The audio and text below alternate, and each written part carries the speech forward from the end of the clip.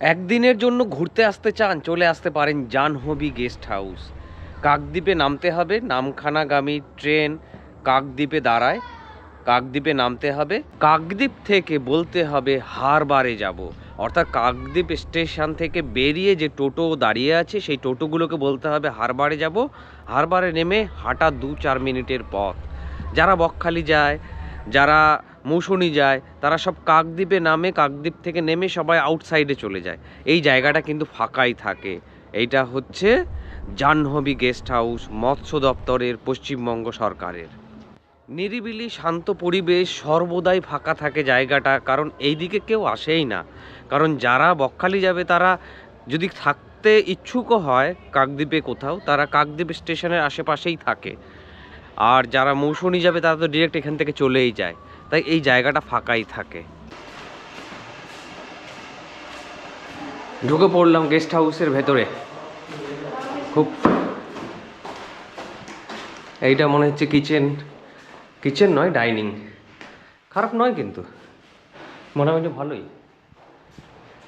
কিচেনটা এখানে আছে কিন্তু রান্না বোধহয় এখানে হচ্ছে না। তো যাই হোক, আমরা যাচ্ছি অপরের দিকে, জাহ্নবী গেস্ট হাউসে। ওপরের একটা রুমে আমরা থাকবো।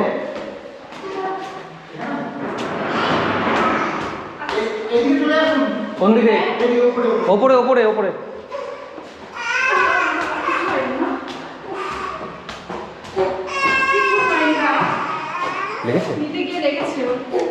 না না, কিচ্ছু হয়নি, কিচ্ছু হয়নি, কিচ্ছু হয়নি, কিচ্ছু হয়নি।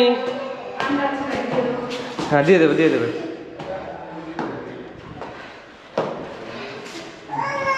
এটা চলো চলো চলো, জুতো পরে চলো, সাইডে এক সাইডে রাখ।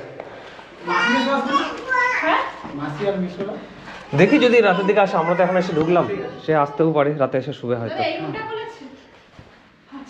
আপনাদের জন্য কিছু অসুবিধা না হয় আমরা আছি, ঠিক আছে? হ্যাঁ, দুটো দুটো বেড দিয়েছে, আর এইখানে আছে হচ্ছে বাথরুম। ঠিক আছে, চলে যাবে মোটামুটি। এখানে একটা আয়না আছে, জামা কাপড় রাখার জায়গা আছে। খারাপ নয় কিন্তু, ওপরে একটা সুন্দর ঝাড়ও আছে। ওই ঝাড়টা জ্বালাও দেখে।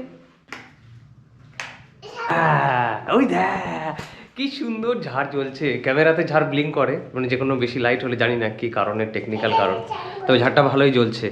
তো সুন্দর একটা জায়গা, বারান্দা, এখানে জানলা আছে, এখান থেকে নদী দেখা যাচ্ছে, আর সামনে ব্যালকনি আছে।